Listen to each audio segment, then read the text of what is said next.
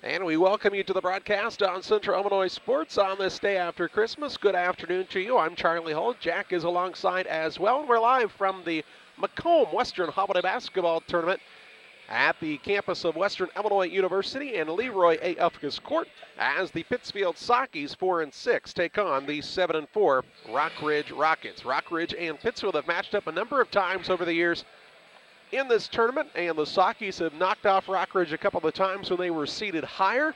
And Taylor Ridge got the best of Pittsfield a couple of years ago in the championship game of this tournament. So Brad Tomhave's teams have played deep here throughout time. They were 0-2 last year, trying to break that losing streak here at the Macomb Holiday Basketball Tournament. And they draw one of the four seeded teams, and Rockridge seeded fourth, 7-4 under second-year head coach Andy Say. Of course, former head coach Toby Whiteman still sitting on the bench, and he's got another son playing in this program. The 5'10 sophomore Jensen Whiteman will be in uniform today and has been putting up some good numbers for his squad this season. His brother Gentry, of course, playing pretty darn well at John Wood Community College. Some basketball action already has been played today here at the Macomb Holiday Basketball Tournament, and the results so far look like this. Jacksonville gets their second win of the season. They beat Abington Avon, who finished second in the tournament last year. 56-41 was the final there. West Hancock beat Brown County 59-46. And then Monmouth Roseville just got done defeating Canton by a 59-55 count in that contest. The Sockies play Rockridge here. Games later today will include the squad from Eureka, who's seated second in the tournament. They'll play Illini West at a game scheduled around 4 o'clock.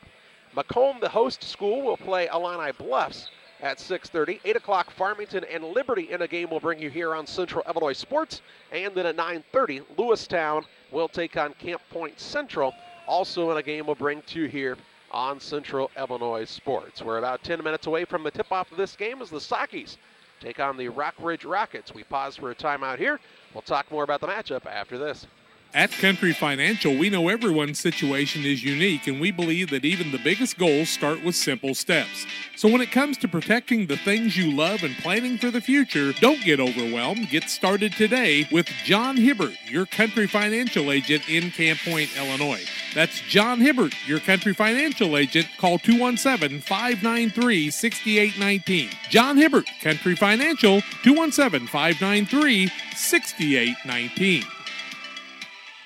When you or your family are feeling under the weather, you can count on Illini Express in Pittsfield. Illini Express is a walk-in clinic located on the south side of the Pittsfield Square and is open 7 a.m. to 7 p.m. Monday through Saturday. $75 is the charge and can be billed to your insurance. Children must be at least 18 months old. Illini Express opens 7 to 7 Monday through Saturday and on major holidays 7 a.m. to 11 a.m. Illini Express, a partner of Illini Community Hospital in Pittsfield.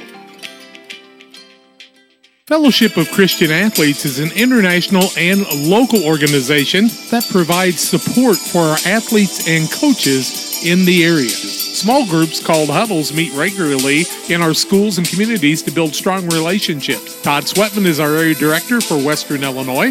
Todd is a longtime educator and coach and also serves as the chaplain at McMurray College. Julie Ross, area rep, is working with Adams and Brown County schools to support coaches and athletes. Jack Hull, longtime radio broadcaster and sports official, is serving with Julie and Todd throughout the Western Illinois region. We need your support as boosters, first in prayer and also with your financial monthly support. You can help us strengthen the huddles in your schools. Contact us at westernilfca.org to find out more and get our contact information. Won't you join us in lifting Jesus Christ up in our schools, athletes, coaches, and communities? Go to westernilfca.org or email me at jhull@fca.org. Get involved in FCA for your youth today. Welcome back on the broadcast on the pregame show as we bring you action on Central Illinois Sports on YouTube and on mixlr.com. Glad you've joined us today. Charlie Hull, Jack Hull alongside today. Glad Charlie hired me to come along today as we are here at the Macomb Holiday Tournament, a place we've been many times. The Taylor Ridge Rockridge squad started out the season with a win over Geneseo, 55-39, beat Kewanee 53-51. East Moline beat them 56-30. Rock Falls knocked off Rockridge 48-46. Mercer County was a win, 70-41. Then Sterling Newman beat Rockridge 48-47. Fulton was a win 39-31. Orion defeated Rockridge 41-40 in a good competitive contest. Erie Prophetstown was a win 37-22. Rock Island Alleman a win 43-33. And they beat West Central also in this contest as they come in at 7-4 on the season. The Pittsfield Sockies started out with their tournament. They went 1-3 in that tournament, losing to Illini West 37-36. Lost to Western 54-37. Got the win over Camp Point Central, who was a little short of football players at that time, 38-32. Then got beat by Route 55-46 before losing to West Central 65-34. A loss to Riverton, a win over Griggsville Perry, a win over North Green, and a loss to Pleasant Plains. And the Sockies are 4-6. You know, when I talked with Brad Tomei following the loss to Pleasant Plains, you take a look, and we talked about it being kind of the unofficial middle of the season with that Christmas break, and it's really not. But, you know, some people look at it like that. And you take a look at the Sockies, 4-6, really probably could have been 6-4, but very easily could have been 4-6 with a different combination of some games in there. So probably right about where they should be based on their level of play to this point. And really, Jack, their biggest bugaboo this season has been turnovers, and they're averaging about 17 turnovers a game. Maybe even more than that as they went into the 20-plus over time. It seems like Pittsfield and Rockridge have played in the first or second round of this tournament in the last 5 or 6 years. I don't think it's just my imagination, but all we remember that 26-3 team knocking them off in the second round as the Sockies went on to a championship. They've won as many championships as anybody but Macomb, I do believe, in this tournament that's been going on for a long, long time. Pittsfield went 0-2 last year, lost to West Hancock in the opening round, and then lost their second round game as well. And that hasn't happened much with Brad Tomhave's squads. I think just the second time in his, but I think this would be, year number 14 for Coach Tomhave? I don't know why I thought it was 13 or 12, but you could be right. Well, how many years have we had the turkey tournament? 2000. He came during the 2005-2006 season. So that would have been his first year, so it could have been the 13th year, 13 or 14. Either way, hasn't happened much. They've gone 0-2 in this tournament. And his squad hoping they're not going to do that again this year. They'll be a little bit shorthanded today, though, Jack, as Will Guthrie is home with some illness. And we wish Will the best, of course, but the Sockies will really have to step up, and they'll need to get some big minutes out of guys like Noah Petty today to help fill some of that height down on the post with Will being absent. Going to have a guy like Cooper Priest step up and hit a few threes. He definitely can do it, and he's got the length to get open.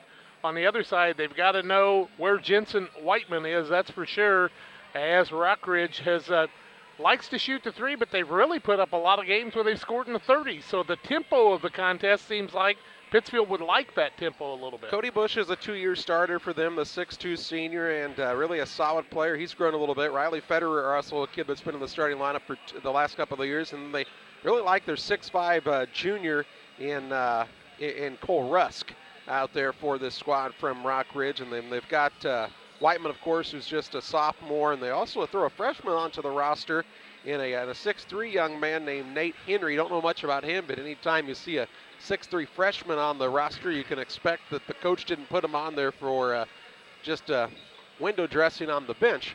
He might have to see him at some point in this contest as well. They won back-to-back tournaments, but if you remember when Ethan Happ was injured, they could have won 3 tournaments in a row. They've had a lot of talent over the years, and back in the days of the old West Central kind of super conference, Prairie State Conference or whatever they called that, Prairieland Conference at that time, Rockridge and Pittsfield played quite a bit in other sports too. Yeah, it was still the West Central Conference actually in that whole mess of things, and of course it was a mess. With the districting, some of that will go away, and you'll see some new people on the football side, but most of the basketball conferences I would expect would stay about the same even once that goes into play. A timeout here. We'll take a look at the starting lineups, Pittsfield and Rockridge.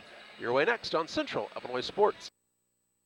Years on You is celebrating 13 years as your source for school spirit wear. They can personalize varsity jackets, hoodies, t-shirts, hats, duffel bags, flags, and more. Show your school pride with a bumper sticker or window decal from Press Yours on You. Visit their online store at www.pressyoursonu.com or visit them on Facebook.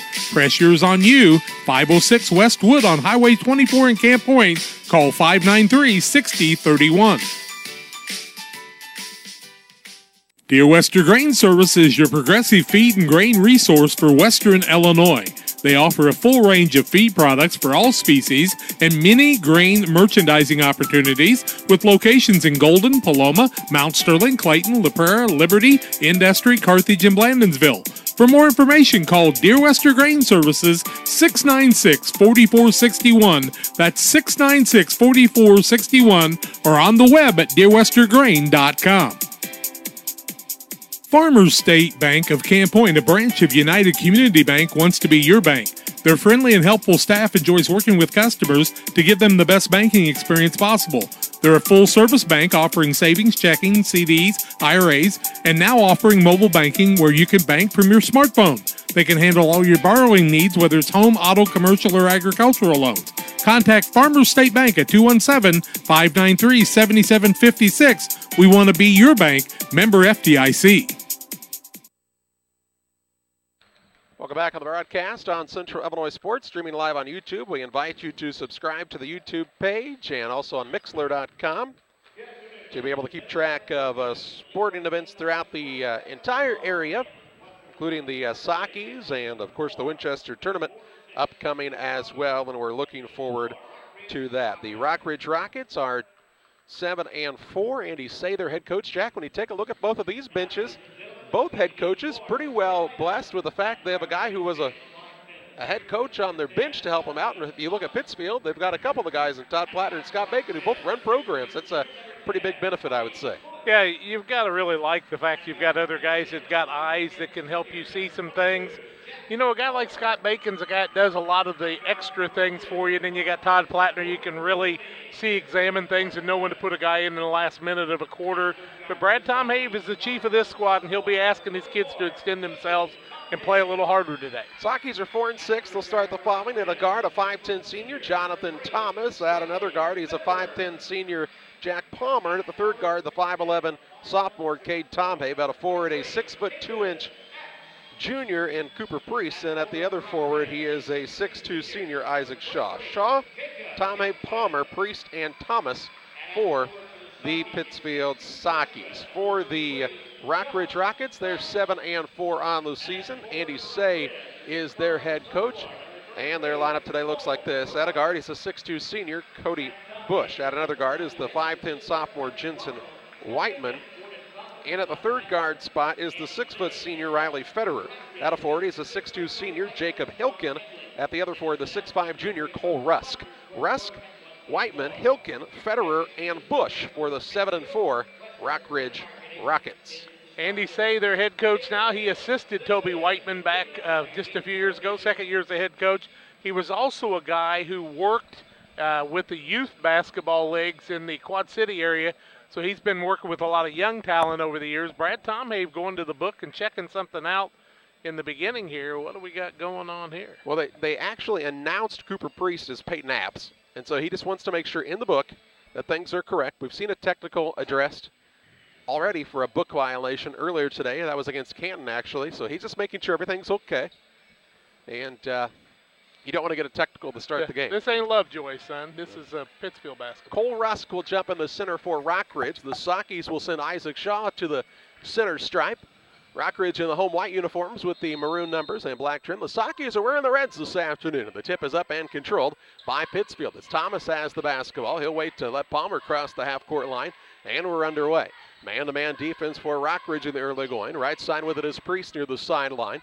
Top of the key to Tomhave. Cade Tomhave, the sophomore. In the corner to Thomas, who's back after a game or so missed, but he played against Pleasant Plains as well. Priest to Tomhave. Tomhave rises, fires the three, and it's good. Cade Tomhave from downtown to start the day.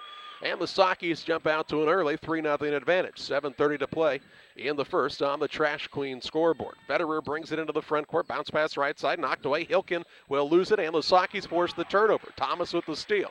To Palmer into the front court for Pittsfield. 7:19 to play in the first, a 3-0 advantage, and the basketball for the Sockies. Priest picks it up, out top to Thomas. Patiently waits for Shaw, top of the key. Back to Thomas. Little give and go action. We'll give it to Priest. Right side, Tom Have, who was confident with his first shot of the day. He'll turn and take it down to Palmer. Palmer in the lane. Shot put up, won't fall. Rebound pulled down by Cole Rusk. Rusk on the outlet pass finds Whiteman. Whiteman sports the shooting sleeve on the right arm. His brother was a shooter for sure. About 30 foot and out. For this Rockridge squad. Here's a three on the way by Whiteman, no good. Rebound on the weak side, though, to Rusk. He'll put it back up, won't get it to fall. Rebound this time secured by Thomas for Pittsfield, his first. 6:39 to play in the first. Sockies a 3-0 lead, and now the basketball. Tommy with it between the circles to Palmer. Looks left side over to Priest. Priest with the basketball. He will work the ball on the right side over to Tom Have. Tom Have dribbles toward the top of the key in the corner. Priest, who can shoot it from outside. Sockies will now throw it away as Priest looked to get it to Palmer and just threw it too far in the back. Brad Tom Have wanted his team with a little more movement. And a turnover by Pittsfield there first. That one's sort of unforced. The big thing about Pittsfield is they don't really set a pick. They do a touch and go. They need to start setting those picks a little bit more to open themselves up. Right side of the basketball for Rockridge is Hilkin. He'll work it between the circles. Federer, quick pass goes to Bush left side. Looking for Whiteman in the corner. Now on the block down to Rusk. Rusk on the turnaround, won't fall. Good box out. Tom Have with the board, his first. Hands to Palmer, who will bring it up. 2 minutes into this game, and the Sockies have a 3-0 advantage.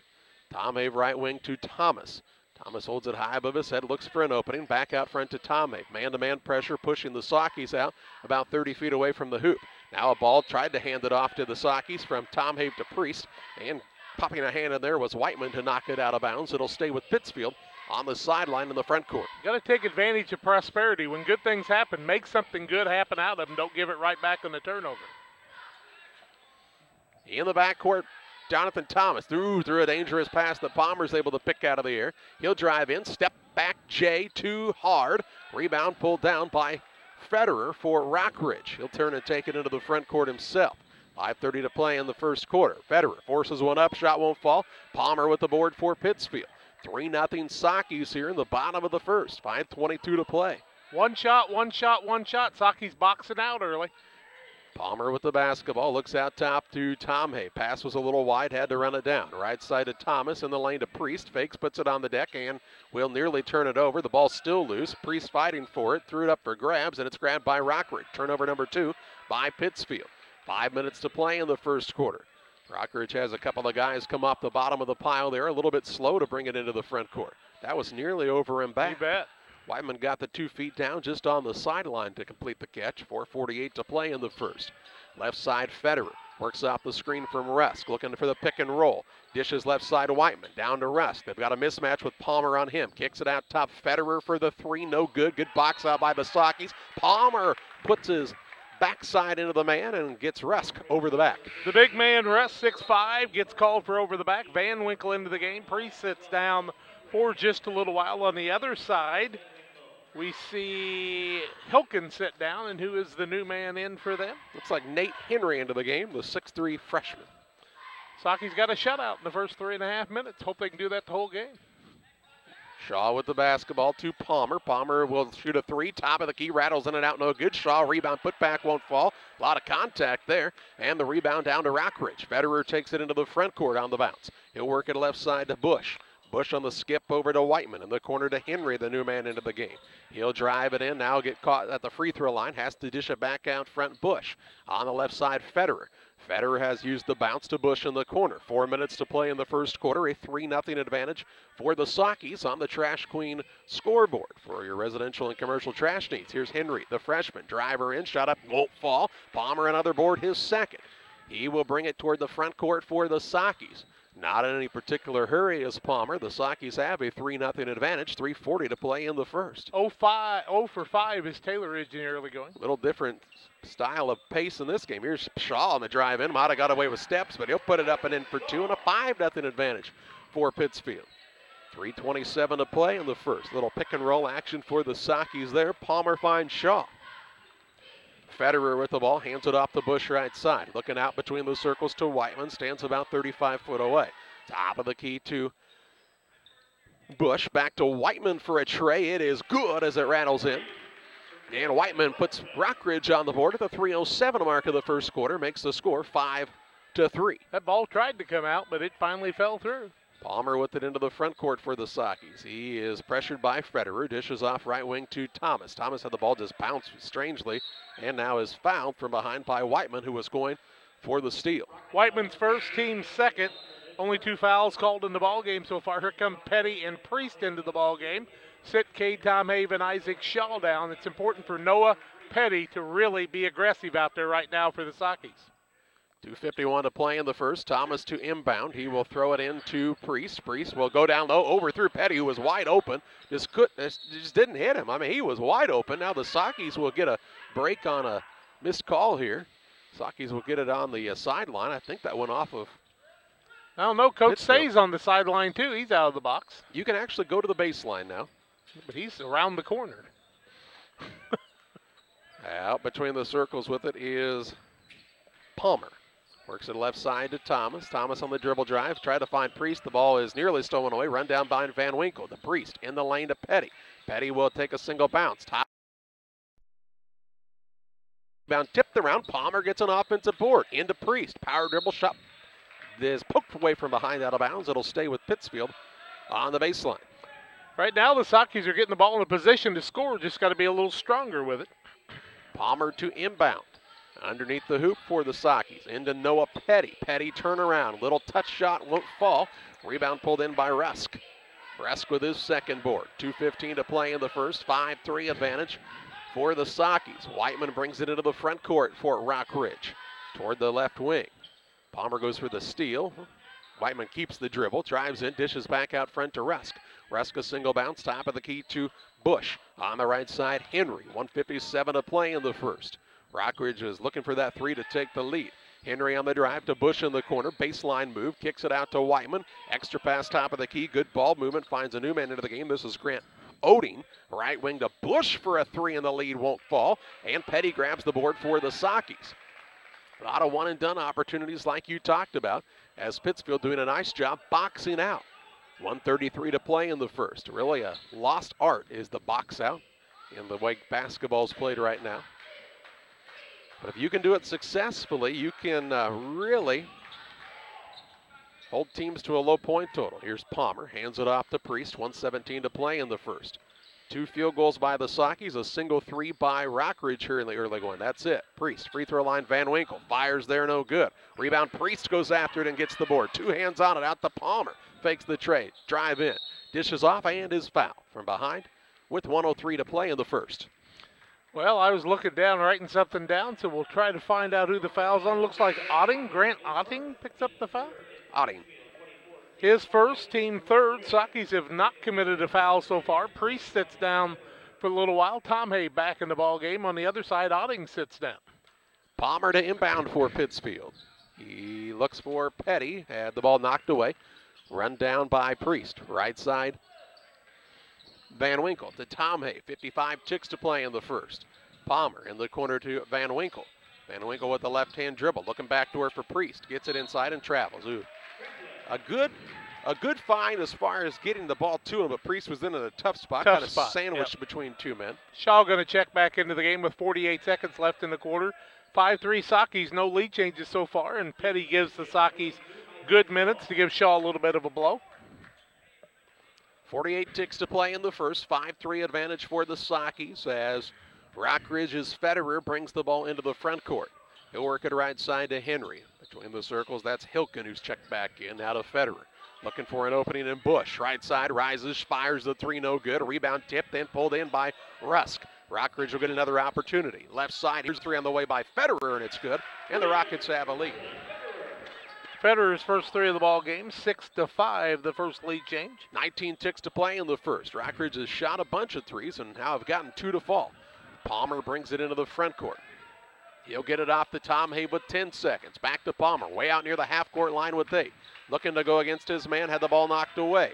Drives, and the man is literally chest fully on him, leaning on him, And the foul called here. Federer picks up the foul, his first, team fourth. Looks like the Sakis are going to get through the first quarter without having a foul call, but can they get a shot off here to take the lead and give us their second lead change? 4.1 seconds to play in the quarter. Ball goes into the backcourt to Van Winkle. He'll put it on the deck. Give it out to Tom Hay from about 45 off the front of the iron. No good.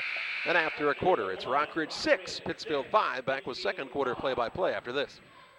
Things compare to Camp Point Central's fans' dedication to the Panthers. The same can be said about Channel and the farmers they serve. You see, unlike other seed companies, they don't have salesmen. With Channel, you get the advantage of a dedicated Channel seedsman, a trusted year-round advisor who can provide the right recommendations for your fields. It's their hands-on approach that truly sets them apart. Customized service, expert advice, elite seed management products. Find your Channel seedsman at channel.com or contact local district sales manager Matt Hughes at 217-242-8852.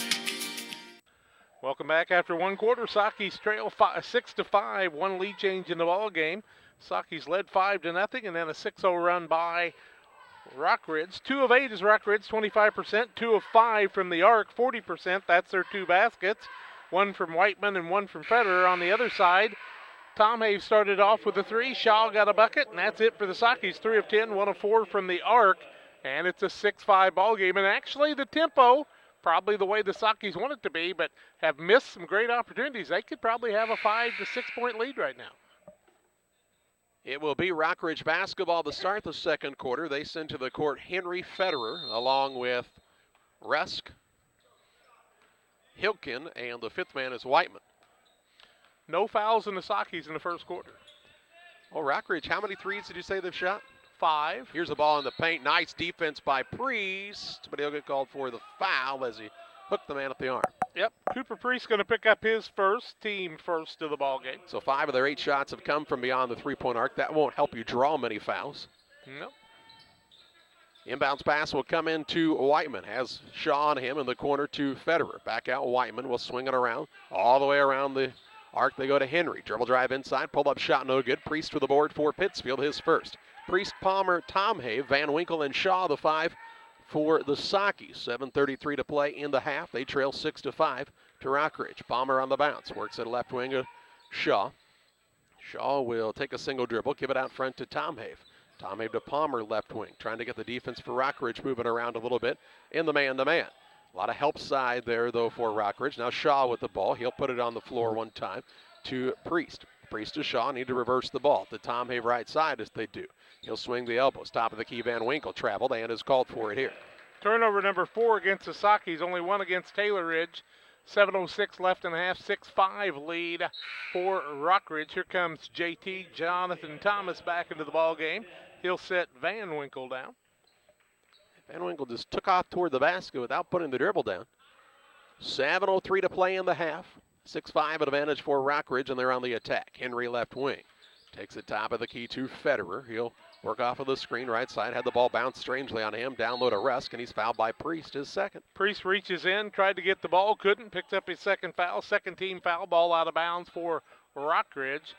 Boy, if the Sakis can just clean it up a little bit, they can make some things happen. And here comes Noah Petty into the game. You really miss Guthrie right here, because right now Guthrie would be taking advantage of this defense a little bit, making some layups, I do believe. But he's homesick. Out of bounds underneath for Rockridge. Inbounds pass. The man was wide open, and he'll put it up and in for 2. That's Hilkin with his first 2, and an 8-5 advantage for Rockridge. Biggest of the ball game. 6:43 to play in the half on the Trash Queen scoreboard. Palmer into the front court for Pittsfield. To Tom Hay, left side. Top of the key, Shaw. Looking down low, nothing open there. Right wing over to Thomas. Top of the key, Palmer. Deep 3, no good. Rebound secured by Whiteman for Rockridge. Wants to push the tempo into the front court. Works it down low on the runner. Shot no good, and draws the foul, and he'll shoot a pair. Whiteman's going to go to the free throw line. The foul's on the Sakis. The last 3 whistles have went against the Sakis. And it appears that that's going to go against, I thought he said 2-5, and no, Gay's not dressed, so that's not true. 52 Petty picks up the foul, his first, team third. Whiteman to the free throw line to shoot a pair. He's got a 3 on the day. 8-5 in favor of Rockridge. 6:22 left in the half. First one up and good by Whiteman. He's got 4. So it is a 9-5 ball game in favor of Rockridge. I don't think I can talk too loud up here when they're shooting free throws. Should be okay, don't you think? Still pretty loud. Yeah, so that's good. Second one up by Whiteman. Puts it up and in and out, no good. And the rebound taken off by Rockridge as the Sockies failed to box out. Hilken got the rebound. They were doing well with that early, but have given up a couple of second chance opportunities here in the latter part of the first and now the second quarter. 9-5 Rockridge advantage, just over 6 minutes to play in the first half. Down on the block, Rusk gets the ball, turns and faces against Petty. Going to try to go on him one-on-one. Kicks it out left side, Henry. He'll fire a deep three. It's an air ball, but Shaw has his man grab the ball, then throw it off of him out of bounds. It'll stay underneath the Rockridge. Shaw had about 3 chances to grab it. He just couldn't get the handle on it that time, and the bucket went out of bounds. 5:53 to play in the half. Whiteman to inbound. Looks in the corner, that's to Bush. Bush puts it on the deck, out top to Rusk. Rusk to Bush. Travels, and he'll be called for it. Turnover the second of the contest by Rockridge. Sockies have struggled to score here in this one. Trailing 9-5. Their first 3 points came on a single shot from Tom Have on the first possession of the game. They led 5-0 actually. So a 9-0 run by Rockridge. First 3 minutes of the ball game actually. Palmer with it out front. Works it right side to Tom Have. He's not been able to have a shot since that opening three. Petty with the ball to Thomas. Left wing to Palmer. Palmer with it between the circles to Thomas. Right side Tom Have. Back to Jonathan Thomas. Swings it around left side as Rockridge has switched into a zone. Right side Cade Tom Have. Looking out top to Thomas. Back to Tom Have on the right wing. Henry's got a long arm, doesn't he not? Does he not? Yeah, he does.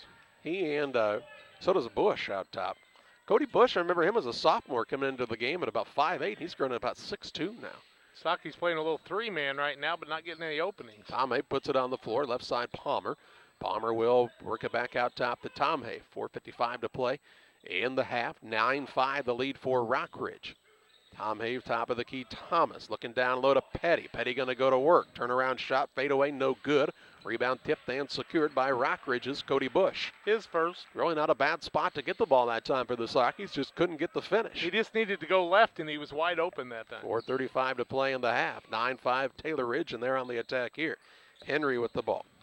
Against Tom Have. Works it off left side to Hilken.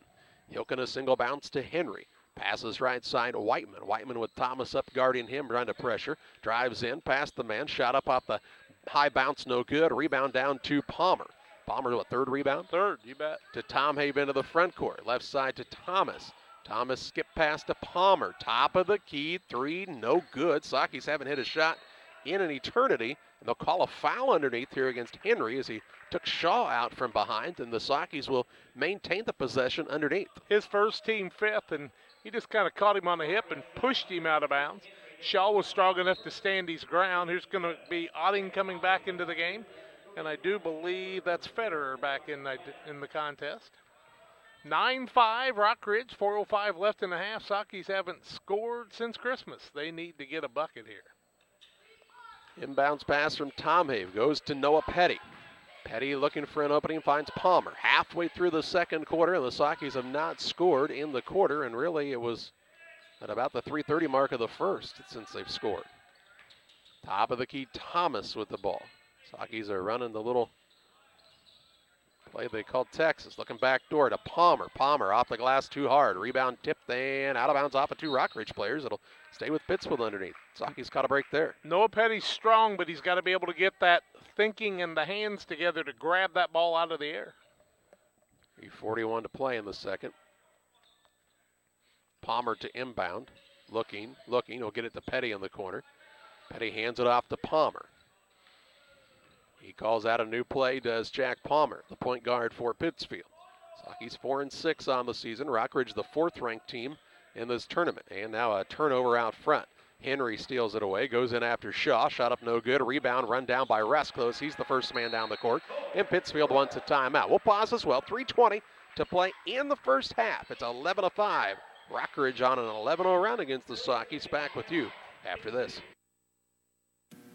Geared Up is your local choice for custom apparel and awards. No matter the season, sport, or event, we've got the gear to make it a success. Ask us about our fundraising program, available to all schools, businesses, and community organizations. Check us out online at www.wegearyouup.com or call 217-473-6290. That's 473-6290 for geared up custom apparel and awards.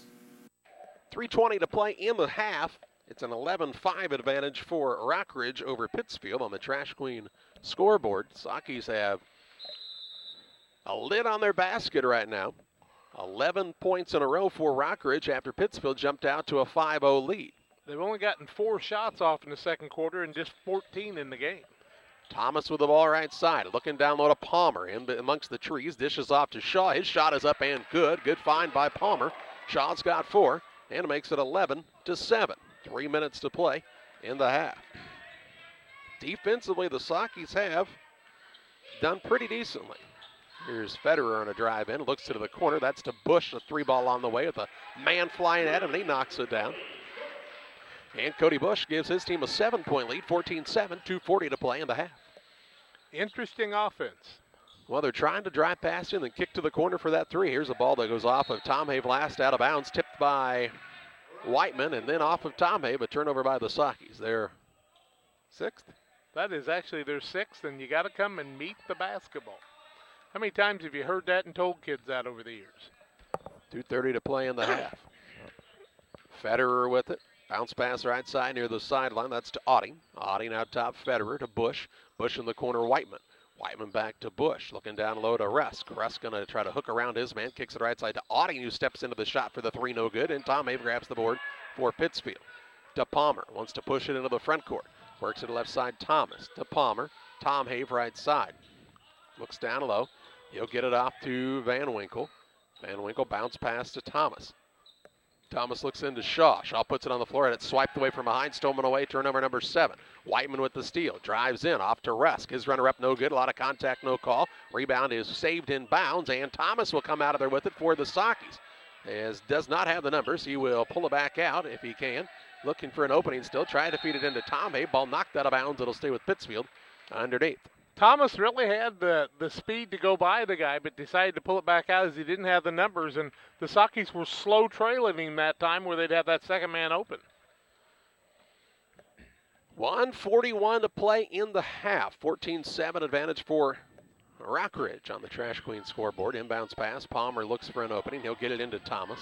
Thomas to Van Winkle. He has the ball.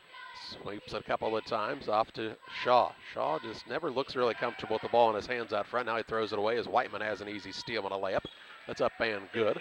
Makes it 16-7 with 1:25 to play in the half. He's got 6. Saki is looking for a little spark here to end the half. Scored just 7 points. And just 2 in the second quarter. Well, Guthrie's their leading scorer. Ooh, tough pass there. Shaw tries to find Tom Abe in the paint, and then the ball is stolen, and then traveling called against Federer. So the two teams will trade the turnovers here. 3rd turnover on Rockridge, 9 on the Sockies now as they're mounting up. You don't want to be in double digits in the first half. Into the ball game. Henry and Hilken back in for Rockridge. Pittsfield ball underneath, I do believe. It is Palmer to inbound. Looking here, gets it into Shaw. Shaw needs to go up with it. Does. It's blocked. Rebound fought for. Palmer knocked Shaw down, and Rockridge gets the ball. Federer with it in the backcourt with Palmer riding him like a horse. 55 seconds to play. Still trying to get up and guard hard, and he's called for the foul. His first, team 4th. He had to work hard for that foul. 54 ticks to play in the half. 16-7 advantage for Rockridge on top of Pittsfield here. Out of bounds on the sideline for the Rockets. 7-4, the 4 seed in the tournament. They only seed the top 4. I actually thought the 2 teams that played the previous game looked sharper than either one of these teams It was right now. Canton, who didn't have a win, and Monmouth-Roseville. They looked pretty good. They shot the ball pretty well. Canton made some threes, for sure. 40 ticks to play in the half. Rockridge a 9-point lead and the basketball. They're trailing 5-0 early. They've run off a 16-2 run. Otting with it between the circles. Works to Henry near the sideline with 25 seconds left in the half. In the corner it goes to Federer. A little rise and shoot, and he scores a long 2. Makes it 18-7 with 15 seconds to play in the half. An 11-point advantage. Palmer with the basketball across the time stripe. He'll work it left side to Tomhave with 7. Tomhave hands to Thomas with 5. Tries to drive the lane. Looking for the dish off down low. Ball tipped, and the Sakis will not get a shot off before the buzzer sounds. And we head to halftime where Rockridge has an 18-7 advantage over the Pittsfield Sakis. A break here. We'll take a look at halftime stats coming your way after this.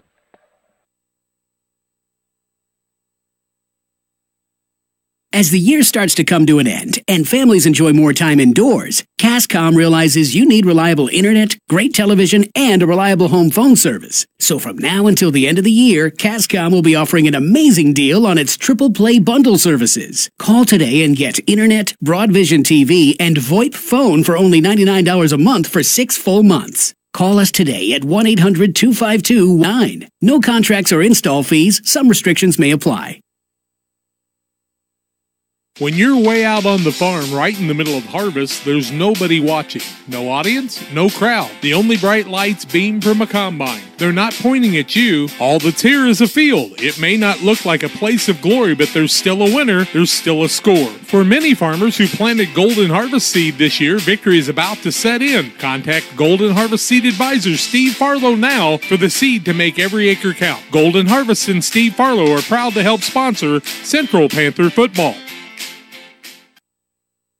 Welcome back at halftime. It's an 18-7 advantage for Rockridge on top of Pittsfield. There was a 6-5 lead for the Rockets after one quarter, and they outscored the Sakis 12-2 in the second quarter to take this 11-point lead into the halftime locker room. 9 turnovers for the Sakis in the first half compared to 3 for Rockridge. The Sakis have led by as many as 5. We've had one lead change in the game. Rockridge has their biggest lead of the game right now at 11 points. Fouling situation looks like this. 4 fouls whistled against Pittsfield. 2 on Cooper Priest, 1 on Palmer, 1 on Petty. On the other side of things, Rockridge has whistled for 5 fouls, and it's all single fouls on Odin, I should say. Henry, Whiteman, also Federer, and Cole Rusk, all with a single foul apiece in the first half of play. It is an advantage for Rockridge on top of Pittsfield by the score of 18-7. At the halftime break. We'll take a timeout here. Jack will take a look at individual scoring and team shooting percentages after this. At Country Financial, we know everyone's situation is unique, and we believe that even the biggest goals start with simple steps. So when it comes to protecting the things you love and planning for the future, don't get overwhelmed. Get started today with John Hibbert, your Country Financial agent in Camp Point, Illinois. That's John Hibbert, your Country Financial agent. Call 217-593-6819. John Hibbert, Country Financial, 217-593-6819. When you or your family are feeling under the weather, you can count on Illini Express in Pittsfield. Illini Express is a walk-in clinic located on the south side of the Pittsfield Square and is open 7 a.m. to 7 p.m. Monday through Saturday. $75 is the charge and can be billed to your insurance. Children must be at least 18 months old. Illini Express opens 7 to 7 Monday through Saturday and on major holidays 7 a.m. to 11 a.m. Illini Express, a partner of Illini Community Hospital in Pittsfield. In farming, there are many important decisions that must be made in order to get the most profitability out of your investment. No decision is more important than selecting the best seed for your fields. Jansen Seed and Service in Golden is the place to go for all your channel seed needs. Doug Jansen has over 30 years experience as an independent seed dealer. Giving him the knowledge to select the right seed for your field, contact Jansen Seed and Services today, 217-696-4658 or 430-2865. We welcome you back to Western Hall on the campus of Western Illinois University and Leroy A. Ufkus Court here at the Macomb Western Holiday Basketball Tournament. At halftime, an 18-7 advantage for the Rockridge Rockets over the Pittsfield Sakis. Let's take a look at some halftime stats for you. Pittsfield shot 4 of 16 in the first half, including 1 of 6 in the second quarter, 25% overall, 1 of 7 from 3, 14.2%, and the Sakis did not shoot a free throw in the first half. Led in scoring by Isaac Shaw with 4, Cade Tomave with 3. That's the scoring in the first half for the Sakis. Jack Palmer has not scored, has 3 rebounds in the contest to lead Pittsfield in that category. For Rockridge, they shot 7 of 18 from the floor, 39%, 3 of 8 from 3, 37.5%, and they were 1 of 2 from the free throw line for a total of 50%. Jensen Whiteman, the sophomore, leads the Rockridge Rockets in scoring with 6 points on a pair of three-pointers. For Riley Federer, 5 points in the first half. Cody Bush has 3, and then 2 points for Jacob Hilken and Cole Rusk. Rusk also with 3 rebounds in the first half of play for Rockridge. It's Rockridge 18, Pittsfield just 7 points in the first half of play. The loser of this game will play at 10:30 tomorrow morning against the squad from from Canton, who lost to Monmouth Roseville. The winner will play Monmouth Roseville tomorrow afternoon in what would be the, 6:30 contest in that game. So both teams looking to move to the right side of the bracket. The Saki's going to have to make some adjustments in a hurry here as they find themselves down by the score of 18-7. Just 7 first-half points for Pittsfield in the first half of play. Timeout here. We'll take a look at more halftime stats and also set the stage for the second half. Comes your way after this timeout. Fellowship of Christian Athletes is an international and local organization that provides support for our athletes and coaches in the area. Small groups called huddles meet regularly in our schools and communities to build strong relationships. Todd Sweatman is our area director for Western Illinois.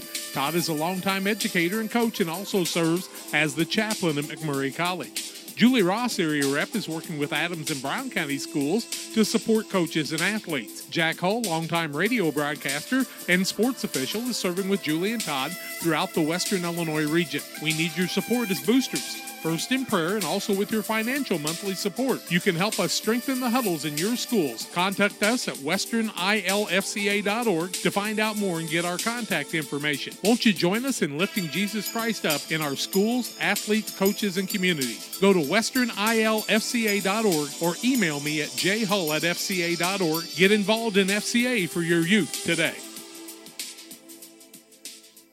Press Yours on You is celebrating 13 years as your source for school spirit wear. They can personalize varsity jackets, hoodies, t-shirts, hats, duffel bags, flags, and more. Show your school pride with a bumper sticker or window decal from Press Yours on You. Visit their online store at www.pressyoursonu.com or visit them on Facebook.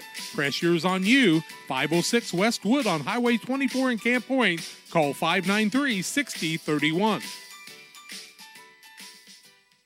Dear Western Grain Service is your progressive feed and grain resource for Western Illinois. They offer a full range of feed products for all species and many grain merchandising opportunities with locations in Golden, Paloma, Mount Sterling, Clayton, La Prairie, Liberty, Industry, Carthage, and Blandonsville. For more information, call Dear Western Grain Services 696-4461. That's 696-4461 or on the web at dearwesterngrain.com. We welcome you back after the halftime break here. Glad you're alongside on Central Illinois Sports, live with you on YouTube and also on Mixlr.com, where we invite you again to subscribe to both the Mixlr app, download it to your smartphone, and be able to keep up with action throughout the season from around the area, and also subscribe to that YouTube page so you can watch the games live when we have internet. That allows us to do so. 18-7 is the advantage here at the halftime break as Rockridge has the lead over Pittsfield. Jack Lasaki's jumped out to an early 5-0 advantage, and then it's been a struggle since that point on both ends of the floor. Well, they really miss Will Guthrie. There's no doubt about that. But some of the other people have had positions where they could score, and Cooper Priest and Noah Petty, they've just got to complete that shot. Jack Palmer got to hit a three out there, and you know, the thing is, K-Tame's 1 for 1, and you don't need somebody to be 1 for 1. We need to find out if he can shoot, so that means somebody else is going to have to sit a pick. And I think that's one of the things on this offense. Brad Tomhave counts on a pick. These guys are doing a lot more touch and roll than they are really setting a pick on people, and that will open some things up on the offensive side, especially when you're running Texas. You got to set a pick. 9 points off of turnovers in the first half for Rockridge, and when you find yourself down by 11, Jack, it's not that you're never going to turn the ball over, but those turnovers are leading into points for Rockridge. Can't be close to double figures in turnovers. They didn't foul a whole lot. In fact, not at all in the first quarter. Cooper Priest picked up 2 quick ones in the second quarter. No foul problems.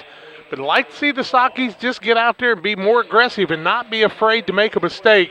get rid of the little robotic look and really kind of get in the flow of the game a little bit more. Pittsfield will get the basketball to start the second half of play. Again, if you're just joining us, Will Guthrie, who's the leading scorer on the season for the Sockies, is out with an illness today, and we wish him the best. We also want to update you, the Pittsfield Lady Sockies beat Jacksonville at the Beardstown tournament in their first game of the day, and then lost to a very good one-loss Triopia team, 51-49 in a game the Lady Sockies actually held a couple possession lead in the last minute, and Triopia hit 2 threes. 2 threes, and Lily Pepper kind of gutted it out and played in that second game, they said. Chloe Lemons did a good job in the first game with 18 points, but the Lady Sockies will live to play again tomorrow as they won their first round, their playing game, and then lost that next one. Tell you about that schedule. Sockies with the basketball, and here we go for the second half. Let's go Sockies. Palmer, Tom Haves, Shaw, Thomas, and Priest, the 5 out there for the Sockies. That was their original starting lineup. Priest with the ball out front. He'll put it on the floor, drive in, dish it off in the corner to Tom Haves. That pass was too wide. He throws a behind-the-back pass to Thomas. Out between the circles to Palmer. They were looking for Tom Haves in the corner there a moment ago, but just not a clean pass. Priest needs to look to shoot that ball top of the he was wide open. Here's there. Palmer. Lob down low to Shaw. All by his lonesome underneath. Shot up is good as Resk went over his back. He's got 6. And makes it 18-9. 7:24 to play in the third quarter. Resk is out there along with Hilken. Also in the contest is Whiteman, of course. Federer. And who's the 5th man? Bush, who's got the ball. Left side, Whiteman. Dishes down low to Resk. Resk is going to take a single bounce, throw a dangerous pass in the lane, stolen away by Priest. Turnover on Rockridge is their 4th of the afternoon. 7 minutes to play in the third. So yet the Sockies can take advantage. Priest with the ball right side. Works it out top. Tom Haves swings it to Palmer. Palmer will put it on the deck now, with Federer guarding him way out near the half-court line. Ooh, dangerous pass to Thomas. They're a long way away from the basket and throwing some passes that really aren't going anywhere. Priest, right wing to Palmer. Top of the key, Tom Haves will put it on the floor. Works it left side to Jonathan Thomas. Thomas to Palmer, right wing. Looks out top to Priest. Ball was tipped. Priest will try to run it down and is... Oh, he's knocked down on the play. Wow. I mean, knocked down into the backcourt. Holy cow. Brad Tom Haves still wants to know how that's not a foul. Cody Bush, right side.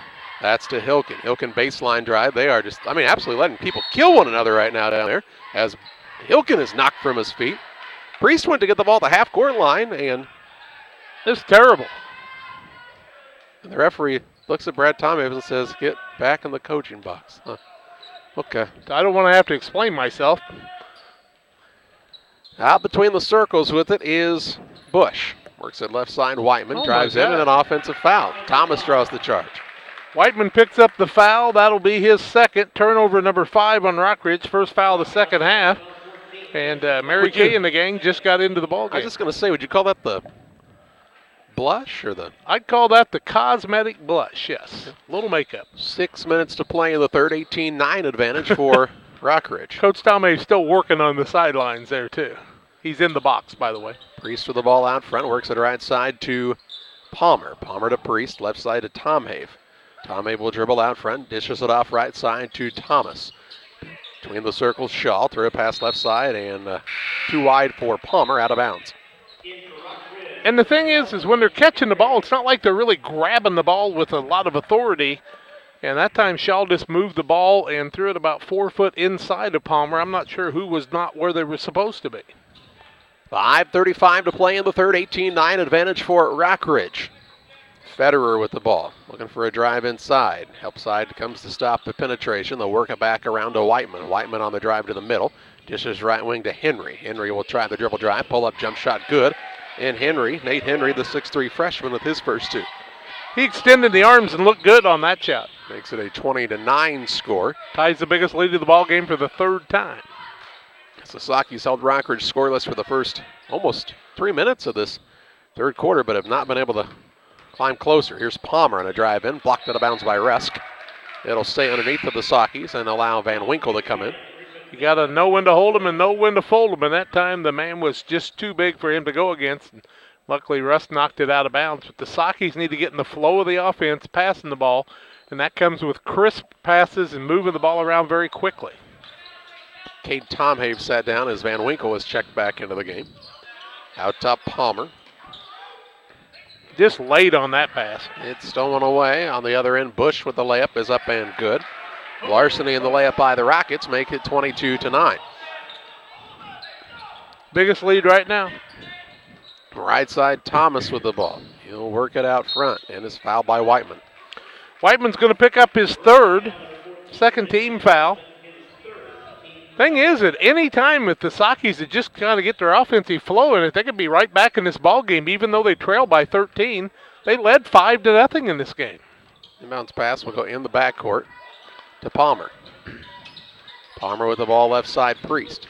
Priest will try the dribble around the perimeter, dishes it out to Van Winkle, who just did not catch the ball. He does the basketball. Run it down, tries to spin away from his man, through to the Holy paint, cow. Turned it over. Federer with the ball into the front court for Rockridge. Try the drive in, out to Henry, left side Whiteman. 4:12 to play in the third. Whiteman on the drive, out top Federer, right wing push. They work it into Rusk. Rusk with it behind the arc to Federer for three, no good. Good box out by Priest, but the man over his back gets the rebound. Out top to Whiteman for a three on a second chance opportunity. And that three goes home. Makes it 25-9. He has 9. 3:52 to play in the third on the Trash Queen scoreboard. Sakis have, again, had some opportunities, but have not taken advantage here. Shaw with the ball to Palmer. Palmer works it right side, Thomas. Thomas will hand it off to Priest in the corner. Still on the right side of things to Shaw.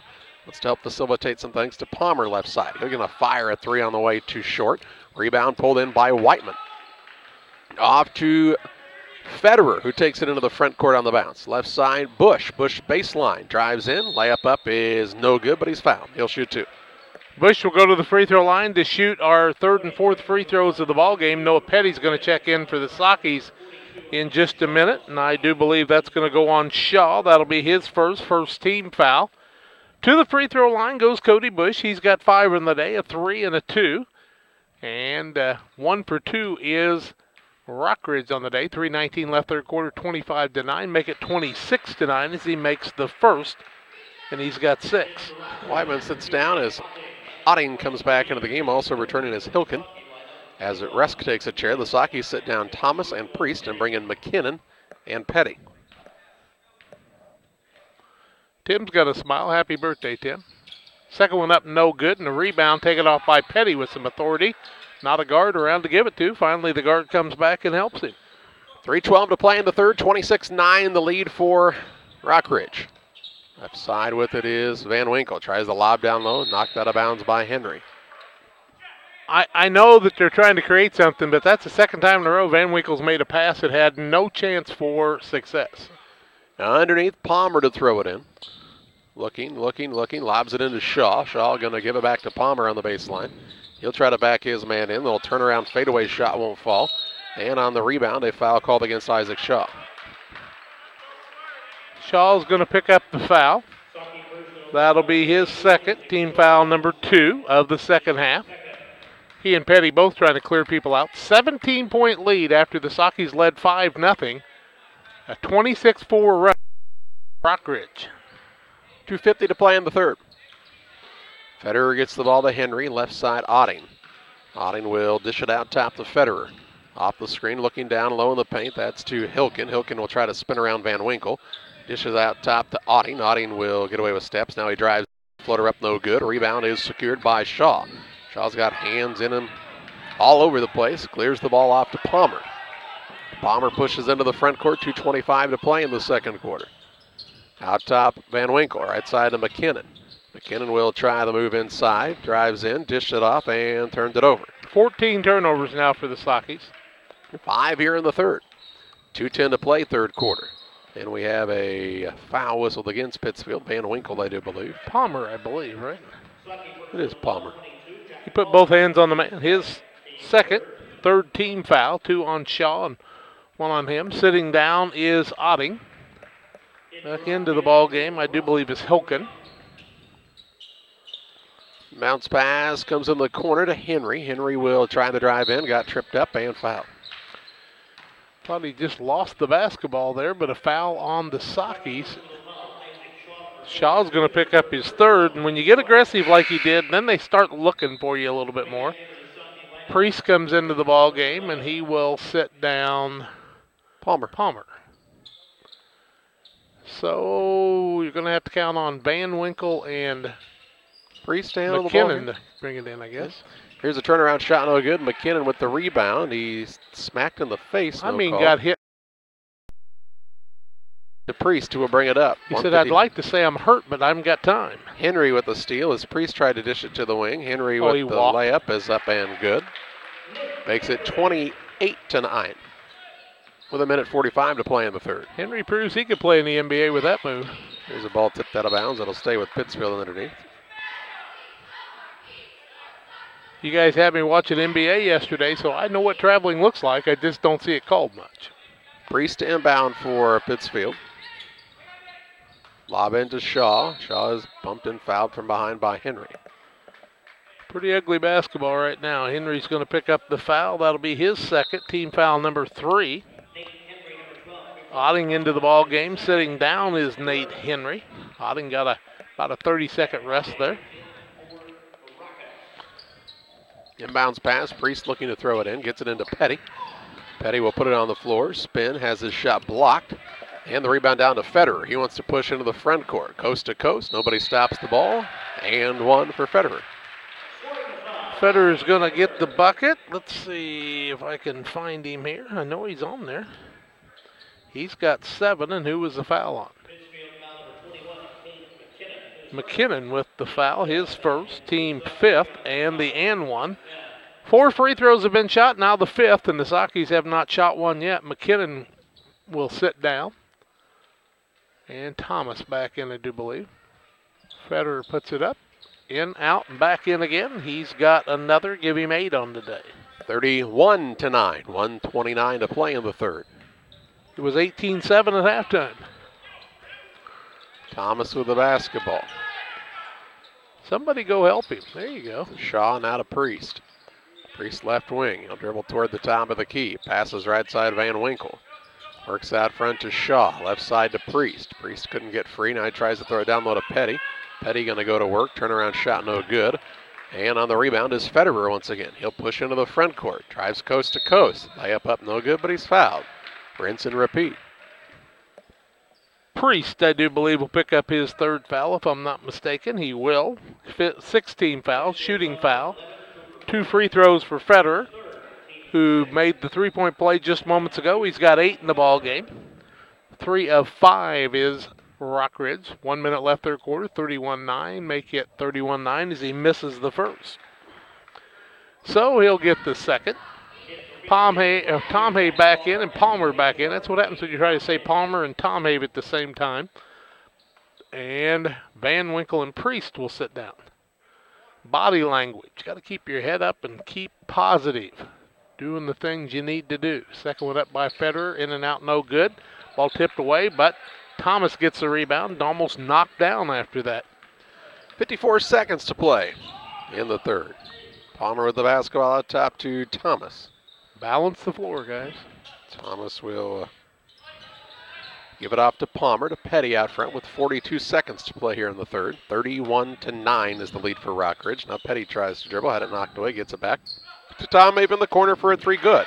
He's 2 for 2 from there. Makes it 31-12 with 27 seconds to play in the third. He's got 6 of the Sakis 12, made the first shot of the game and that one. And there's only 2 shots so far. Here's a ball knocked away. Thomas knocks it out of bounds.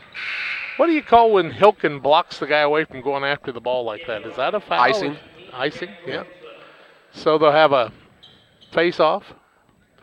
18.4 seconds to play in the third. 31-12 the lead for Rockridge. Inbounds pass comes into Otting, and he'll bring it up. O-T-T-I-N-G. 12 Otting. points in 3 quarters. Whew. 10 seconds to play in the third. Out between the circles with it is Otting. Right side Bush down to Rusk. Rusk will kick it out on the wing. Here's a 3-ball on the way. In and out, no good for Jorgensen. And after 3 quarters, it is Rockridge 31, Pittsfield 12. Back with fourth quarter play-by-play after this. Few things compare to Camp Point Central's fans' dedication to the Panthers. The same can be said about Channel and the farmers they serve. You see, unlike other seed companies, they don't have salesmen. With Channel, you get the advantage of a dedicated Channel seedsman, a trusted year-round advisor who can provide the right recommendations for your fields. It's their hands-on approach that truly sets them apart. Customized service, expert advice, elite seed management products. Find your Channel seedsman at channel.com or contact local district sales manager Matt Hughes at 217-242-8852.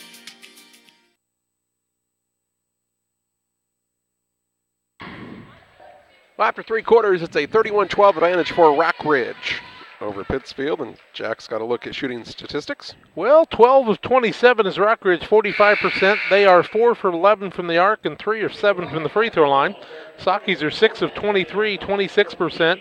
2 of 9 from the arc. Tom Have with both of those haven't shot a free throw. Tom Have has 6 points along with Shaw. And that's their 12. On the other side, 8 points for Jensen Whiteman, Gentry's brother, and 8 points for Riley Federer. It'll be Taylor Ridge ball, 31-12, and the Sockies need to double the score they've had in 3 quarters to get back in this one. Wyman will look to bring it up. He's out there along with Rusk, Bush, Federer, and the 5th man is Hilken. Check that. Auding is in right now for Federer. He's got the ball left wing. Will dribble it out between the circles. Grant Auding is a senior. Might have traveled. Between the circles to Whiteman. Bounces at free throw line to Rusk. Rusk will take a single dribble. He has picked it up. Gets it to Whiteman, who broke free from his man. Drives in, shot up, no good. Might have been fouled, no call. And Shaw with the rebound for Pittsfield. His 3rd. To Palmer into the front court. Palmer will work it out to Tom Have. He'll put it on the deck, try the drive in. Dishes left side to Priest. Priest will skip it over to Palmer in the corner right side. 7:17 to play in the contest. Palmer a fadeaway 3, no good. And the rebound pulled in by Hilken. 7:07 to play.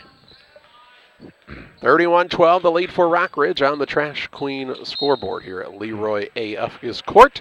And a foul on Jack Palmer.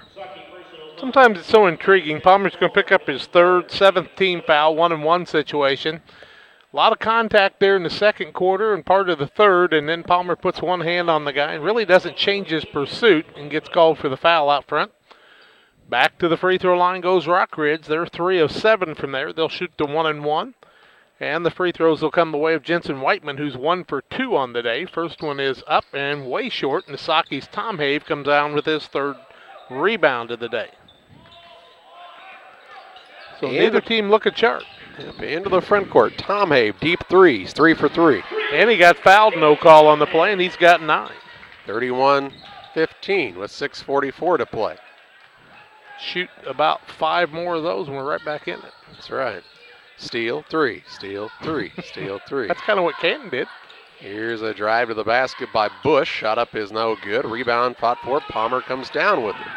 He'll turn and take it into the front court. Find Tom Have if you're Pittsfield right now. He's the kid with the short haircut. Left side, Priest tries to drive in. Gets it out to Tom Have and travels.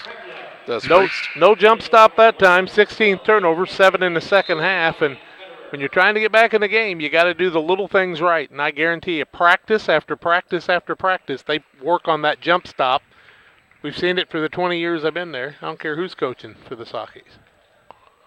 Field goals right now for the Sockies in the game? 7 of 25. And 3 of those are 3-pointers. 6:10 to play. Right side, Whiteman works it out top. Henry bounces it to Federer.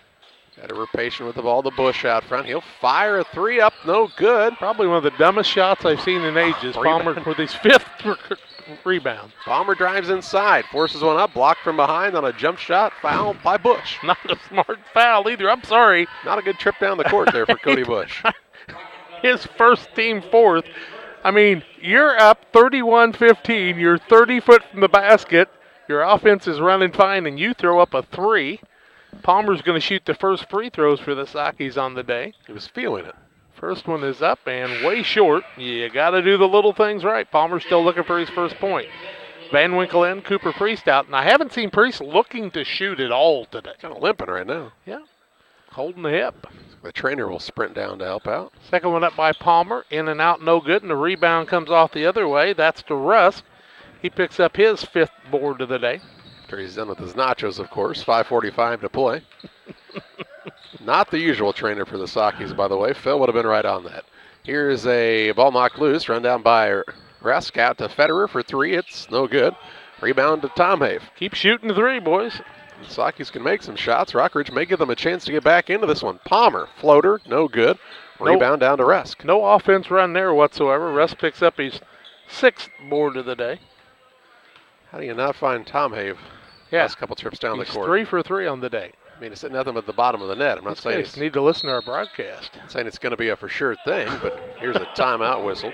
And we'll take a break as well. 5:12 to play in the contest. 31-15, the advantage for Rockridge on top of Pittsfield. Back with you after this. And experienced professionals at Hamilton Funeral Homes are here to support you through this difficult time. We offer a range of personalized services to suit your family's wishes and requirements. You can count on us to help you plan a personal, lasting tribute to your loved one, and we'll carefully guide you through the many decisions that must be made during this challenging time. You're welcome to call us at any time of the day, any day of the week. Visit our funeral home in person or on the web at hamiltonfuneralhome.com. Call 217-593-6517.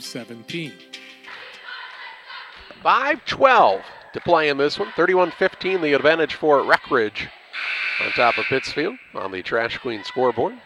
For residential and commercial trash pickup, it's Trash Queen. Check them out on Facebook, serving the entire area. Rockridge has scored in the 30s 3 times this year, and in the 40s and 50s pretty much the rest of the time. Scored 70 against Mercer County. Must have really had a shootout there. But 5:12 left in this one, 31-15, and I know it sounds ridiculous, but if they play a little defense, the Sockies could get right back into this. Top of the key, Resk with the basketball. He'll work it on the left wing to Federer.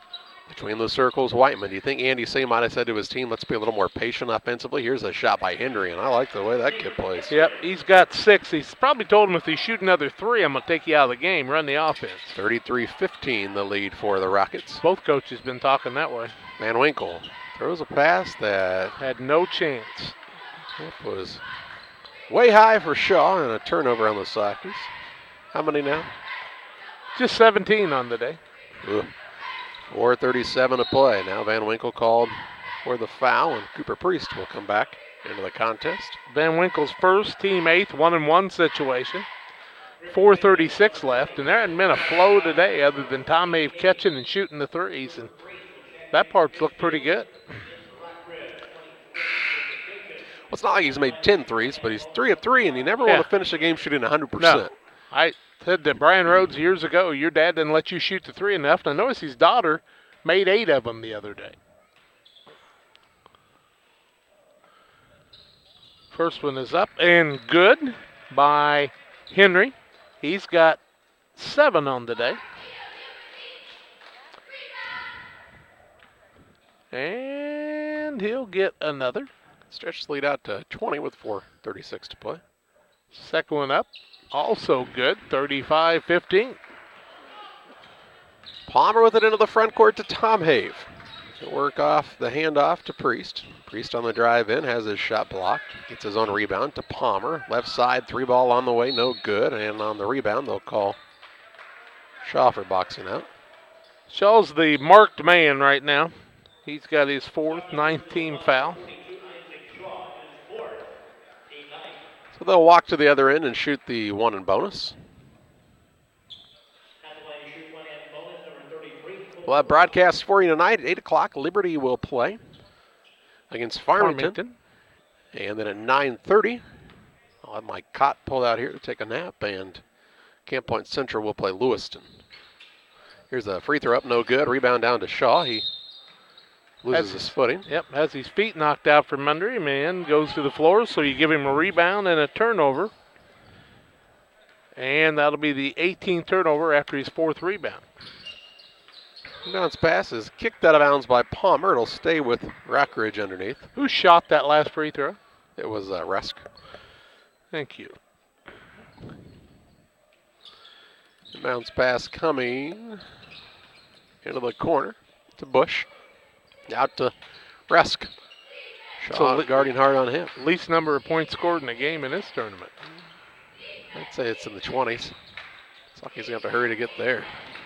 Here's a turnover as Russ throws it out of bounds.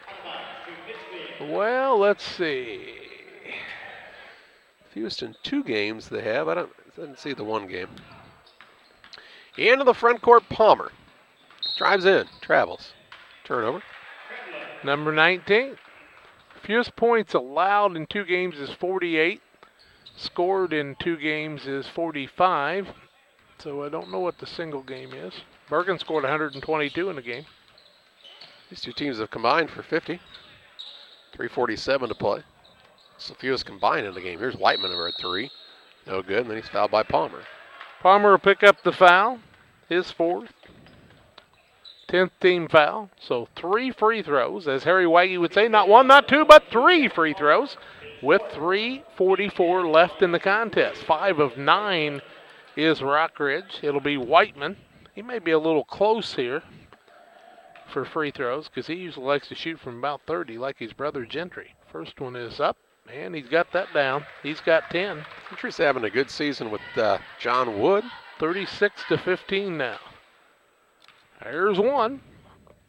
Whiteman looking to tie a record. Second one up, good. He's got 11. He said, I could do this all day. He said, I got pledges for this. I'm making money for the basketball program. 3:44 left, 37-15. And Whiteman looking for another. Up and good. He's got 12. 38-15 with 3:40 to play. It's as easy as that. Palmer to Priest. Priest will drive in. Now they'll hand it off to Palmer. Palmer fakes, tries to drive across the lane, forces one up, and no good.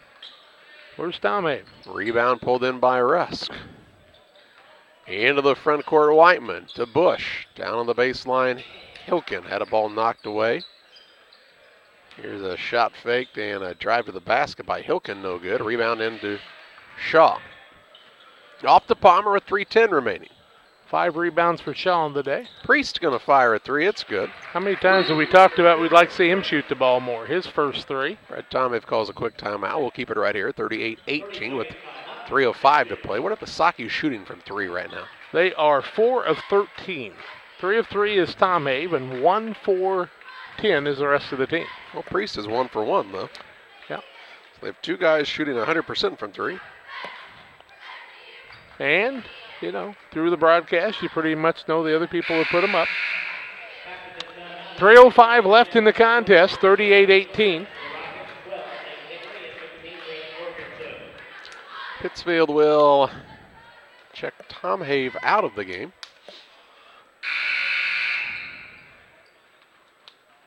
Sure what happened with Cade there, but was limping the last time down the court. Todd Plattner giving him some instruction on the bench. Yelled something to Nick Niebuhr. 3 minutes to play into the front court. Bush with the ball. 38-18 advantage for the Rockridge Rockets. To Henry. Henry is fouled by Priest. Priest picks up the foul. That'll be his 4th, I do believe. And double bonus situation. 2:49 left, a 20-point game. And I don't have any buzz with you calling it close or anything, but not much happened out there. Really was a difference maker. 8 of 12 now for the squad. And the first one is up and good by Henry. He's got 9, his second free throw of the day. 39-18 on Central Illinois Sports on YouTube and MixLR. Second one up, also good by Henry. Henry's a freshman, Whiteman's a sophomore, and then they've got Rask, who's a junior. Pretty good. Yeah, double figures for him now. Pretty good start to a Second squad right there. Here's Thomas with it. Drives, hands it to Van Winkle. Van Winkle to Thomas in the corner. He'll work the ball on the dribble inside. Leaves it off to Palmer. Palmer on a pull-up. Block. Rebound. Henry. 2:22 remaining. Palmer will be called for the foul. Palmer picks up the foul. That'll be his 5th. Double bonus situation. You sit and kind of go, you know, you want to, you got to go to the bench. There you go, Noah. Noah Petty into the game, 2:26 left. And I know it's frustrating, but you want to go out there and play as hard as you can every minute you get a chance. Checking into the game on the other side will be Fretzky, as Whiteman will shoot a pair. First one up for Jensen is no good. He has missed 1, 2, 3 and made 3. So Here's 3 Thomas for 6. Fratsky into the game. Yep. 5'11" junior. Whiteman at the 2:26 mark, 40-18, will shoot the second. It's not nearly as deep of a Rockridge team as they usually have. No. Second one no good, and Whiteman misses them both. He's below 500 there, and Petty with the rebound. Into the front court, Priest drives the lane. Little pull-up is Attaboy. good. Take to the hoop by Priest, makes it 40-20, and the Sockies will not set the record for fewest points scored in a game. Here's the shot put up and good by Jorgensen. Grant Jorgensen, a 6'1" junior, hits his first shot of the day. That was a 2, correct? Yep. 1:59 to play. The record was set by Bushnell. Pittsfield when they lost 55-19 to Eureka a couple of years ago. Huh. Down low, Shaw. Might have got away with steps. Might He'll have first and 10 there. go to work now. Turnaround shot no good, but it's fouled by Otting. Otting picks up his second, 15 foul, shooting foul. Sockies will go back to the free throw line. They're 0 for 2 from there. Palmer, the only man that's been there so far. Shaw with 6 points on the day. He's picked up 4 fouls in the second half of this contest. Has 5 rebounds as the senior. First one is up and no good. Isaac wanted a real tree this year, he told his mom. She got it, and all the needles fell off of it. She said last time he can take and have a live tree in college by himself, maybe. Oh, kind of funny. Second one up. Shaw in and out, no good. Rebound comes off to Priest. Puts it back up, and it's good. And Priest has got 7 points in a short period of time. 1:37 to play. 42-22. On the Trash Queen scoreboard, here's Henry. In the corner. 3 ball on the way by Jorgensen is good again. Wow. He's got 5, shooting the 3 late. 45-22. 1:20 to play. Remember the good old days? You just wouldn't do that. Priest will get it to Van Winkle. Hands it off to Shaw. Shaw to Priest. On the right side of Thomas. Thomas will try the drive in. Little flutter up is short. Rebound pulled in by Jorgensen. He's everywhere. He's got the hot hand right now. Yeah. 1 minute left in the contest. Otting with the ball. Petty will come out and guard him to Henry as Rockridge looks to spread the floor. Henry crosses his man over, drives inside, runner up no good. Petty called for the foul. Petty said, nah, I don't think you're going to come in here and just shoot the layup. I'll put a stop to that. He picks up his second. Shooting foul. Henry will go to the free throw line. 9 for 17 is this squad from Rockridge, so that's not been their high point of the day. We'll have Liberty at 8 o'clock, Camp Point Central at 9:30, and boy, that one with Lewiston ought to be a dandy. First one up by Henry is good. Henry's had a good game. He's got 11. 2 guys in double figures, he and Whiteman. 8 for Fettering, and he's on the bench, so he's not going to make that. 46-22, 43.9 seconds left. Ethan Hobart and Hunter Johnson going to come into the game. Shaw out of the game, and the Sockies send in Isaac Ammon and Kate Ammon. McKinnon both Yeah, checked in. Yeah. Saw Isaac Ammon's dad and sister in the foyer a little bit ago.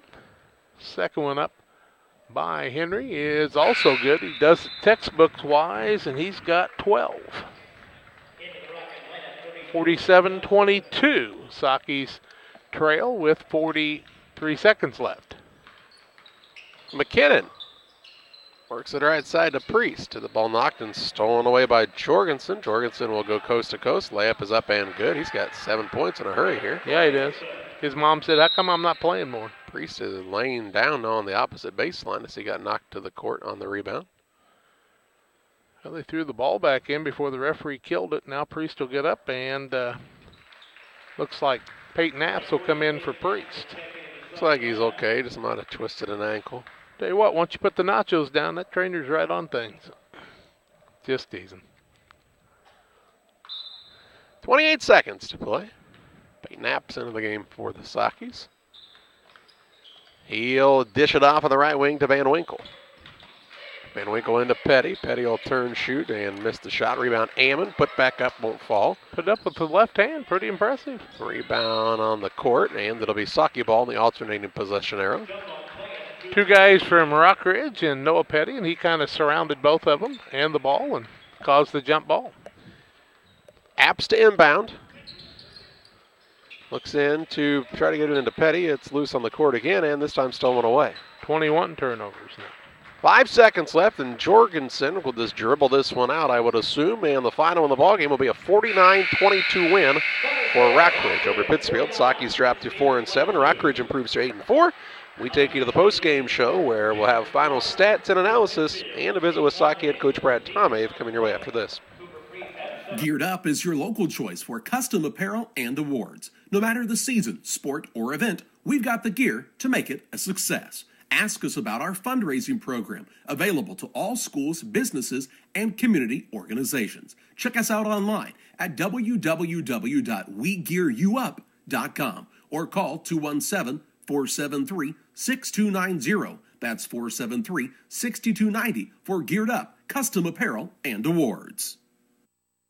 As the year starts to come to an end and families enjoy more time indoors, Cascom realizes you need reliable internet, great television, and a reliable home phone service. So from now until the end of the year, Cascom will be offering an amazing deal on its triple play bundle services. Call today and get internet, Broadvision TV, and VoIP phone for only $99 a month for 6 full months. Call us today at 1-800-252-1799. No contracts or install fees. Some restrictions may apply.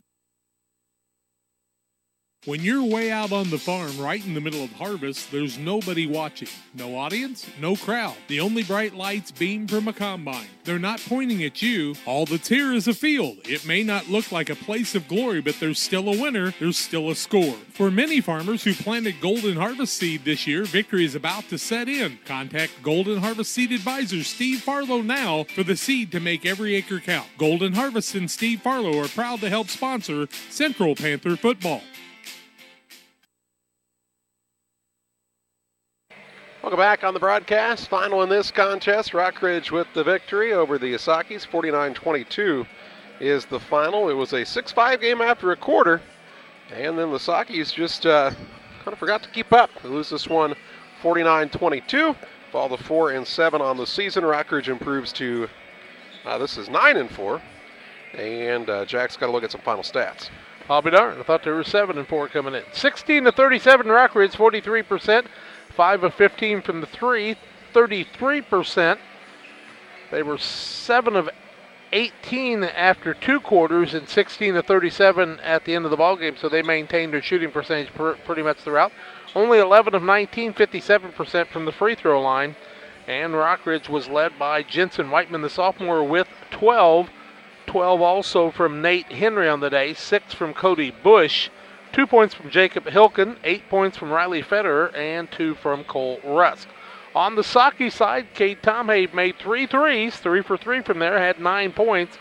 Cooper Priest scored 7 points in the second half, basically in the fourth quarter in about a 3-minute period of time.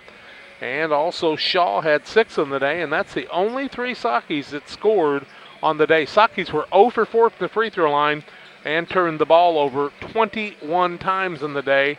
Also, I'm sure, is this the final stats? The rebounding situation, 31-24. The Sakis actually out-rebounded Rockridge. I'm a little surprised by that one. But, hey, you know, big thing is you got to run the offense and do the little things. And whether you're coaching 3rd and 4th graders, 5th and 6th graders, or these guys, they still got to continue to do it. And when I look at it, Coach Tomave having to do way too much coaching on where you're supposed to be, and that just means you got to know where you're supposed to be all the time. Sakis lose it by a 49-22 count as we await Coach Tomhave's arrival here for the postgame. We'll have Liberty at 8 o'clock tonight against Farmington. Lewiston and Camp Point Central at 9:30, and I'll tell you, you know, that could be a real dandy basketball game at 9:30 this evening. Yeah, I think so as well. And Liberty's got a tough one at Farmington, but the Eagles are young and fearless, and they'll be coming out to battle in that contest. For Pittsfield, they'll play tomorrow at 10:30 against Canton, who has not won a game yet on the season, but they have. I was actually pretty impressed by Canton. Hunter Rhodes is their head coach, a guy who played for them and then went and played at Northern Iowa and had a pretty good career there. He stepped into the coaching ranks, and he has his team playing very energetically, so that'll be a tough matchup for the Sockies as well, and they'll try to fight for the opportunity to come back and play again on Saturday. There's no tournament action on Friday as they have a WIU home game on Friday, so instead of moving the final date to Macomb High School, they decided to move everything back to the Saturday date. Which we've seen them move to Macomb like on the second day before, and the second and third days actually. I don't know that I've ever seen them have a day off like this before, maybe without weather problems. Maybe started on a Saturday and ended on a Monday, Tuesday or something, but I certainly don't, in all the years I've been coming here, remember any of those things happening. For the Sockies, Charlie, as you look at them, it's a team that beat Camp Point Central. Of course, they were short a couple of football players, and then should have probably beat this Illini West team. But what do you think? I mean, without Will Guthrie, you knew you were going to have trouble scoring the basketball, but that doesn't change your ability to play defense. They boxed out very well early in the ballgame. Yeah, they had a lot of energy, I thought, coming out early in the contest, and then kind of lost that after Rockridge got the lead. And you can't just be energetic when you have a lead. You know, you got to be able to maintain that and fight through some adversity. And the Sockies just haven't found the ability to do that much this season, and they fall to 4-7, and a tough one tomorrow. And depending on how that one goes, it could be a while before they play a game again if they're not able to win that contest. They in this little stretch play some pretty tough competition. They'll have Payson Seymour, Minden Unity in there, Quincy Notre Dame.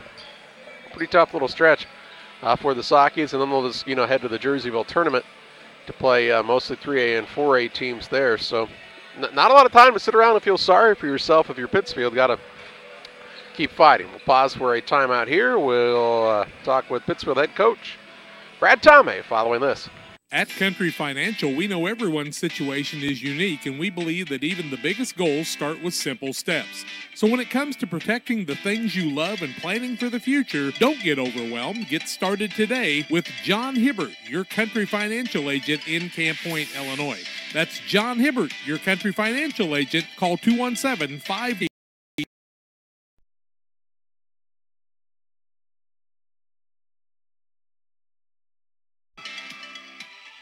When you or your family are feeling under the weather, you can count on Illini Express in Pittsfield. Illini Express is a walk-in clinic located on the south side of the Pittsfield Square and is open 7 a.m. to 7 p.m. Monday through Saturday. $75 is the charge and can be billed to your insurance. Children must be at least 18 months old. Illini Express opens 7 to 7 Monday through Saturday, and on major holidays 7 a.m. to 11 a.m. Illini Express, a partner of Illini Community Hospital in Pittsfield. In farming, there are many important decisions that must be made in order to get the most profitability out of your investment. No decision is more important than selecting the best seed for your fields. Jansen Seed and Service in Golden is the place to go for all your channel seed needs. Doug Jansen has over 30 years experience as an independent seed dealer. Giving him the knowledge to select the right seed for your field, contact Jansen Seed and Services today, 217-696-4658 or 430-2865. Fellowship of Christian Athletes is an international and local organization that provides support for our athletes and coaches in the area. Small groups called huddles meet regularly in our schools and communities to build strong relationships. Todd Sweatman is our area director for Western Illinois. Todd is a longtime educator and coach and also serves as the chaplain at McMurray College. Julie Ross, area rep, is working with Adams and Brown County schools to support coaches and athletes. Jack Hull, longtime radio broadcaster and sports official, is serving with Julie and Todd throughout the Western Illinois region. We need your support as boosters, first in prayer and also with your financial monthly support. You can help us strengthen the huddles in your schools. Contact us at westernilfca.org to find out more and get our contact information. Won't you join us in lifting Jesus Christ up in our schools, athletes, coaches, and communities? Go to westernilfca.org or email me at jhull@fca.org. Get involved in FCA for your youth today.